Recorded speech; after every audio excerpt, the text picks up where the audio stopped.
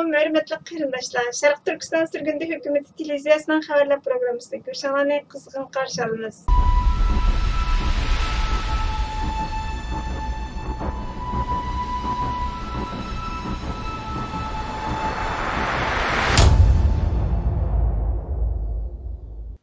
11 sentabr vaqasining 20 yillik xotir kuni shundaqla Xitoyning Sharq Turkistonda elib berayotgan irqiy qirg'inchilik harakati va davlat terrorizmiga munosabatli bayonot. Tuvandagi bayonot Sharq Turkiston Surgundi hukumati Oliy Kengashiga mansub. Buningdan 20 yil ilgari Amerika Qo'shma Shtatlari modern tarixning eng qo'rqinchli tragediyalarining biriga duch keldi. 2001 yili 11 sentabrda yuz bergan terrorlik hujumi yalg'iz Amerika Qo'shma Shtatlariga emas, amaliyotda butun insoniyatga qartilgan bir hujum edi. Sharq Turkiston Surgundi hukumati va Sharq Turkiston xalqi Amerika Qo'shma Shtatlari va boshqa barliq 11 sentabr terrorlik hujumining qurbonlarining yanida turdi. Sharq Turkiston Surgundi hukumati 11 sentabr terrorlik hujumini keskin turda ayblaydi. Xitoy davlati, Xitoy Kompartiyasi shundaqla Xalq Ozodlik armiyasiga o'xshash kuchlarining Sharq Turkiston va uning xalqiga bo'lib Uyg'urlarga yurgizgan va yilmi yurgizayotgan davlat terrorini o'z ichiga olgan terrorlikning har qanday turiga qarshi turdi. 11 sentabr vaqasidan bir necha hafta ilgari Xitoy tinchlik uchun va'da berdi va Sharq Turkistonda davomlashtirayotgan mustamlik qilish harakatini oqlash, Sharq Turkistonga chet el mablag'ini jalb qilish maqsadida 100 yildan beri davomlashib kelayotgan Sharq Turkiston Xitoy to'qinishini rad qildi. 2001 yili 11 oyda Xitoy Birlashgan Davlatlar Tashkiloti Xavfsizlik Kengashida Sharq Turkiston terrorlik kuchlari degan narsani gavdalantirish uchun bir tashviqot bayonotini e'lon qildi. Xitoy qasddan Sharq Turkiston islom harakati va boshqa mavjud bo'lgan nurg'un guruhlarni to'q chiqarib, dunyoni qalayimqon qilib, Sharq Turkiston mustaqillik harakatini terrorlik harakati qilib ko'rsatdi. Amaliyotda Sharq Turkiston mustaqillik harakati 1920 yillarning boshlaridan buyon davomlashib kelayotgan xalqaro mustaqillik harakatidir. Vaqtga qarshi zo'ravon diplomatiya, Xitoyga yiqilgan siyosatning natijasida Amerika Qo'shma Shtatlari, Yevropa Birligi, Angliya qatorliq davlatlarni o'z ichiga olgan dunyoning har qaysi joylaridagi ba'zi davlatlar Xitoyning Uyg'urlar terrorchi, Sharq Turkiston islom harakati nomli terrorlik tashkiloti mavjud degan yolg'onlarga ishondi. Xitoy Sharq Turkiston islom harakati deb atalgan bundaq bir guruhga doir hech qanday dalil isbot yo'q va 2001 yili 11 sentabr vaqasidan burun bundaq bir guruhga tilg'ima ilinmagan. Amerika Tashqi ishlar ministrligi Xitoyning 2019 yillik terrorizm haqidagi davlat dokladida Sharq Turkiston islom harakati haqida yozgan. Diqqatlar Beijingning Uyg'urlarni oshqun deb atab Sharq Turkiston islom harakatiga bog'lagan ahvoliga qarata markazlashgan bo'lib, gerçi bundaq bir ismdagi guruhning mavjudligiga qarata hech qanday dalil isbotlar bo'lmasa, bu ism yana mavjud. 2020 yili 10 oyning 20 kuni sobiq Amerika Tashqi ishlar ministri Mike Pompeo Sharq Turkiston islom harakatini bekor qilib, Sharq Turkiston islom harakatining mavjudligiga qarata ishonchli bir paketning yo'qligini bayon qildi. Biz dunyodagi boshqa barliq davlatlarning Sharq Turkiston islom harakatini tizimlikdan o'chirishda Amerika Qo'shma Shtatlariga ergashishga, Xitoyning terrorlik bilan kurash qilish saxta bahonasi bilan Sharq Turkistonda irqiy qirg'inchilik va davlat terrorizmi yurgizishga ruxsat qilmaslikka chaqiramiz. 72 yilga yaqin vaqtdan beri Xitoy Xalq Jumhuriyati va Xitoy Kompartiyasi Sharq Turkiston va uning xalqiga davlat terrori yurgizib, shafqatsiz turda sistemlik mustamlaka qilish, irqiy qirg'inchilik va ishg'ol qilish harakatini elib bormoqda.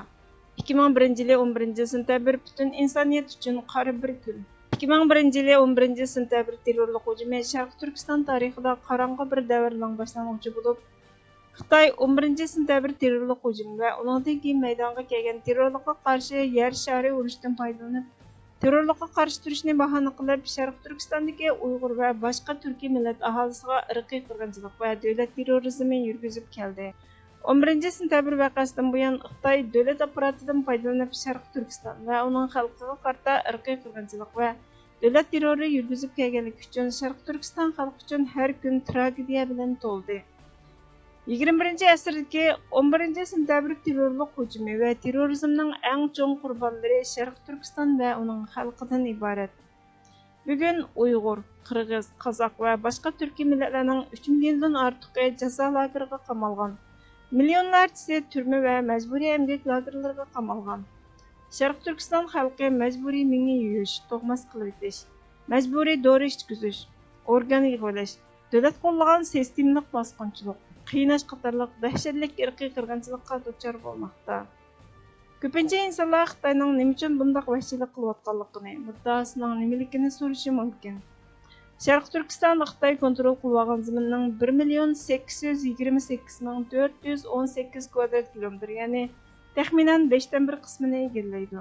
Sharq Turkiston mo'l tabiiy va qazilma boylik zapasiga ega bo'lib, Xitoyni O'rta Osiyo, Janubiy Osiyo, O'rta Sharq va Yevropa bilan tutashtiradigan strategik o'tdan. Xitoyning yer shari iqtisodiy, siyosiy, harbiy tashabbus uchun bir balvoq bir yo'l qurilishining ul teshi.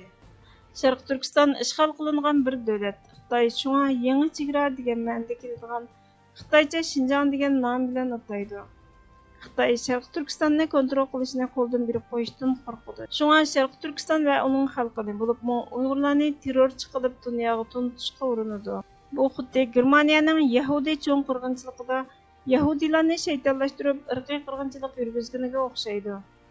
Xitoy davlat mudofaa strategiyasining Sharq Turkistonning mustaqilligining oldini olishga eng oxirgi hal qilish chorasini Sharq Turkiston va uning xalqini yo'qotish deb qaraydi. 2021 iyulda Sharq Turkiston surgundi hukumati va Sharq Turkiston Milliy Uyg'unish harakati Xitoy amaldorlarining irqiy qirg'inchilik va boshqa insoniyatga qarshi jinoyat uchun tekshirish va ayblashga chaqiriq qilib rasmiy ariz sundi. Dunyoning har qaysi joylaridagi davlat hukumatlarini, qurilishlarni va shaxslarni xalqaro jinoiy ishlar mahkamasiga sungan bu da'vomizni qo'llab-quvvatlashga, xalqaro jinoiy ishlar sud mahkamasiga a'zo davlatlarni xalqaro jinoiy ishlar sud mahkamasiga mushuningga o'xshash ariz sunishga chaqiriq qilamiz. Dunyodagi har qaysi davlat hukumatlarini Amerika hukumatiga o'xshash Xitoyning vahshiy qilmishlarini irqiy qirg'inchilik deb bekitishga, Birleşken Devletler Teşkilatı'nın Birleşken Devletler Teşkilatı irqiy qirg'inchilik ahdnomasining ro'yi bo'yicha harakat qilish uchun besim ishlatishga chaqiriq qilamiz. 1930-yildan 1940-yilning o'rtalarigacha Germaniya Yahudiylarga yurgizgan cho'ng qirg'inchilikdan keyin dunyo buning qayta takrorlanmasligiga va'da berdi. Bugun Sharq Turkistonda yuz berayotganlar kechiktirmay to'xtatishga tegishli bo'lgan 21-asrning cho'ng qirg'inchiligidan iborat. Xalqaro jamiyat buningga aralashishdan ilgari Xitoy yana qancha million Uyg'ur va boshqa turkiy millat ommasini o'ldirishi lozim? Sharq Turkiston xalqi yordamga muhtoj. Sharq Turkiston xalqining inson haqlarining, hurlikning, hayotda qolishning birdan bir kafolati Sharq Turkistonning mustaqilligini asliga keltirishdan iborat. Shunga dunyodagi hukumatlarni Xitoy davlat terrorizmga qarshi turib, Sharq Turkistonni besib olingan davlat deb tunib, Sharq Turkiston va uning xalqining mustaqilligini qo'lga keltirishdan iborat haqliq davosini qo'llashga va yordam berishga chaqiriq qilamiz.